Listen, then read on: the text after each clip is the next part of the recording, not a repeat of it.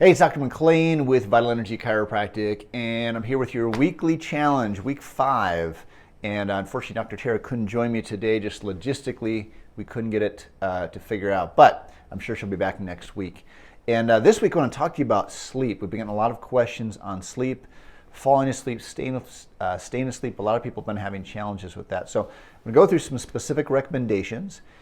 Stuff that will really apply to everybody. And then if you are having issues or concerns, especially if you've had long-term issues with sleep, please reach out. I'll be happy to get on the phone with you. We'll give you some more specific recommendations for you specifically. And sleep is a really important factor to your overall health. And so we'll go through these steps here, give you some recommendations. And as I said, let me know if you have more questions. Please also, there's a lot of people that struggle with this, so share this with other people that you know. If you've got this via email them the link, forward the link to them. If you're on Facebook, please share this. Comment if you've got friends that you need to link to this. And again, if you have questions, you can go ahead and put on Facebook as well. So number one, let's just talk from the start here is always, went old school here with the emblems here. So find the cause. Okay, this is one of the biggest things. And it doesn't matter what the health challenge or what the symptom is, you always want to start with this question: what is causing it? Okay, sometimes we don't always know, but we can narrow it down a little bit. So right now, why would somebody be having sleep challenges, especially now versus 3-4 months ago? And obviously the biggest thing is the stress that's going on, the uncertainty going on with this COVID and coronavirus. And when we're stressed, when we feel emotionally stressed, our body releases stress hormones to get us ready to fight or to flight.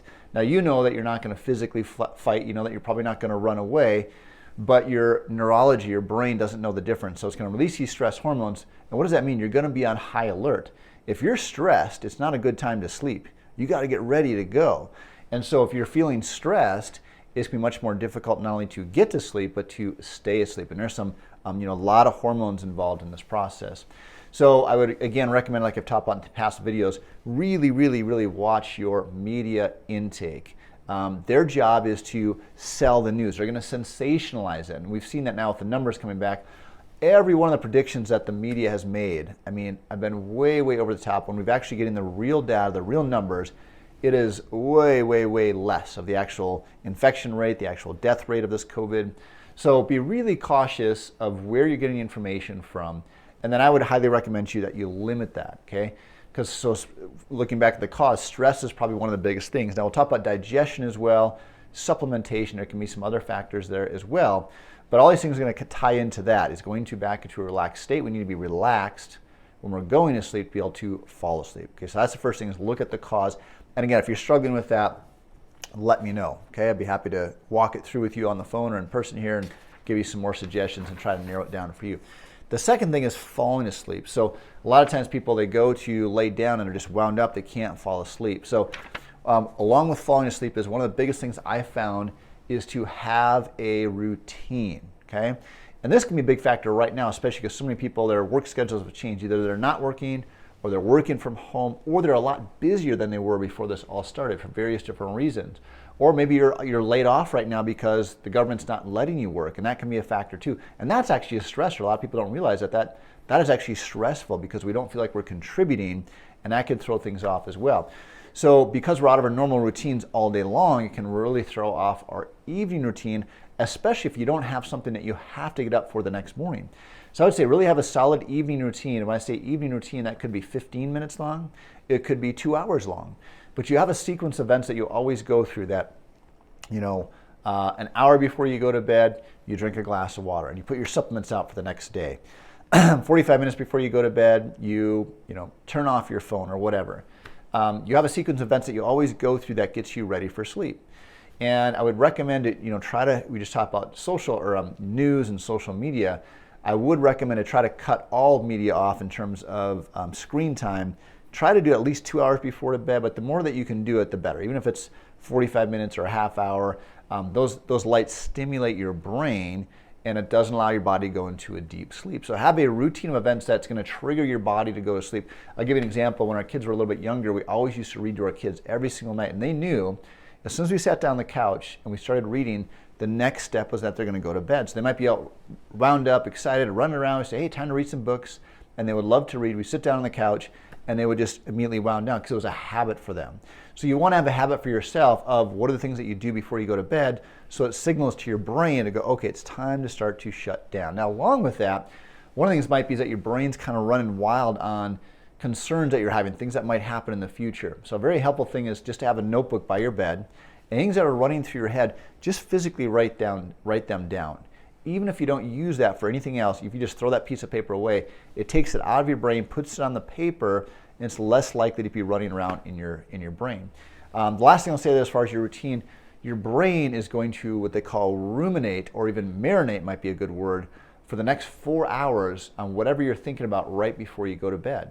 So it's thinking something positive, going through your gratitude list, thinking about people that you love, praying, reading the Bible, whatever it is for you, having something positive right before you go to bed is really impactful to get you into a good quality sleep, okay? The other thing is position-wise. How are you sleeping position-wise? And this is a big factor. See, our spine, from the front, our spine should be straight up and down. And from the side, we're actually supposed to have these 3 different curves, okay? The person's looking in this direction, we have a backwards curve in the neck, forward curve in the mid-back, and a backwards curve in your low back. So if you're on your side, you want to make sure your spine is fairly straight. You want to support the different curves. If you're on your back, same thing, you want to support those curves. The reason this is important, because if the spine is shifted out of alignment, which is common with most people, there's a good chance you're not going to feel pain, but it is going to affect your hormones. And according to Dr. Irvin Kors, a neurophysiologist, when our spine shifts out of alignment, it causes us to release stress hormones. It moves us into what's called a sympathetic state. Even if you don't feel stressed, it's going to cause you stress hormones to release, excuse me, which is going to create this not being able to sleep, okay? So sleep position is really important. One of the most common things that people tell us when they start getting chiropractic care is they start to sleep better. Even if they didn't feel like they had sleep issues before, that's the most common thing people tell us, I'm sleeping better. So if you haven't seen a chiropractor, haven't seen us or your chiropractor lately, get in and get your spine adjusted right away. The last thing I'll say that is to typically, if you want to sleep on your right side, we know digestive issues can really affect sleep as well. So sleeping on your right side, your liver's on your right side. If you're going to sleep on your side, sleep on your right side is going to keep that liver down. If there's liver congestion, that's going to make it a little bit easier for that to go through, and it's not going to affect your sleep as much. And the other thing, last 2 things I guess on that is you don't want to sleep on your stomach. You cannot get your neck into a good position. If you're on your stomach, your neck is going to be turned to the side. It's going to affect that curve. So you have to break the habit of sleeping on your stomach. And then also is if you do wake up in the middle of the night, do the best that you can to not sit all the way up. You know, if you have to go to the bathroom, obviously it's understandable, but if you could stay in a laying position and readjust yourself versus sitting all the way up, that's going to affect your adrenals, and that's going to affect your ability to fall back asleep. Okay, so position. This is an interesting one, really simple one, is your Wi-Fi signals. Turn your Wi-Fi off at night. So Wi-Fi can affect our, what they call pineal gland, or some people call your pineal gland, which is in the middle part of your brain. That produces melatonin. So these Wi-Fi signals can throw it off. Melatonin is important for our sleep. It's a naturally produced hormone, helps us sleep, tells us to go to sleep. So right before you go to bed, just turn your Wi-Fi off. You're not using it while you're sleeping anyway, so it's not as important. Alcohol and caffeine, okay? I love my coffee, I like a good glass of wine, but alcohol and caffeine can really affect your sleep in a few different ways. They both inhibit what's called ADH, that's your anti-diuretic hormone. So you're more likely, and that protects your water, it conserves water. So when we block that hormone, it's going to cause us to go to the bathroom more often. So if you're drinking these things, it's going to cause you to go to the bathroom more often. You're more likely to get up in the middle of the night to have to go to the bathroom. So caffeine also can prevent us from falling asleep. Now alcohol can seem like it helps us fall asleep, but we don't get the good quality sleep that we would if we weren't doing alcohol. So trying to find an alternative to that can really be helpful as well. Exercise, when we are stressed, we produce these stress hormones, like I said, for the fight or flight response. And when we get stressed, we have these hormones built up, but then we don't burn them off. That can be a challenge. So getting some good exercise in, getting your heart rate up, even if it's low impact exercise, just going for a light walk or something like that can really be impactful as well. But if you can do a higher intensity workout, really burn those hormones off, get your heart rate up, that can really be a positive thing for your sleep, okay? Sleep medications, okay? I know a lot of people, it can be very frustrating when you're going night after night after night and you can't fall asleep, you're not getting good sleep, you're tired during the day, you go to sleep at night and you can't fall asleep. It can be really frustrating. So it can be really easy to turn to a sleep medication. but there's all sorts of research on the negative effects, the side effects of these sleep medications that they can have on your life and obviously on your health as well. So I know it can be really challenging, but I really encourage you not to use sleep medications because, again, all these side effects are going to be on there, which leads us to one of the last ones here, which is our supplementation. A better option is taking the right type of supplements. And the good news with all these recommendations I've given you, including the supplements, a lot of times you can do some of these habits for a short period of time to get your body back into a rhythm of falling back asleep, and then you're not going to have to use them forever. Now, some of these are good habits, like a nighttime routine is a good habit to have all the time, but some of these things you're not going to have to do forever just until you can get into that sleep rhythm. So there's a few different ones that we recommend. One is called Gallbladder ND. Now, gallbladder is on what they call the sleep meridian. Now, even if you've had your gallbladder removed, and in fact, if you've had your gallbladder removed, it can be even more of an issue. This is just a natural supplement. You put it in a little bit of water, just sip on it throughout the day, and it helps support the function of that gallbladder. And we've had some people have really, really good success with this one, okay? Other factor is digestion. Even if you don't necessarily feel like you're having digestive issues, because we eat a lot more cooked foods than we did in the past, cooking the food destroys the enzymes, or at least decreases them, which can affect our digestion, which affects what's called HCl, which is naturally produced in our stomach. So as we get older, that can get depleted, that can affect our digestion, we can really throw sleep off. So a couple ones we recommend, what's called HCl and HCl activator. Again, it's really good for also byproducts of a different health as well. But we've had really good results with that one as well. And again, some people take that for 90 days, then they don't need to take it anymore. Some people just continue to take it the rest of their life, and again, have very good results with it. A couple other ones, I'll just touch on melatonin because that's probably one of the most popular sleep supplements. But I really have talked to very few people over the years that have had good results with melatonin. So if it's working for you, great, use it. If not, I just haven't had a lot of people that have had good results with that.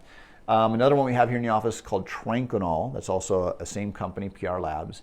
And that's a really good one if you're having, you can fall asleep, but you're not staying asleep, you're waking up again.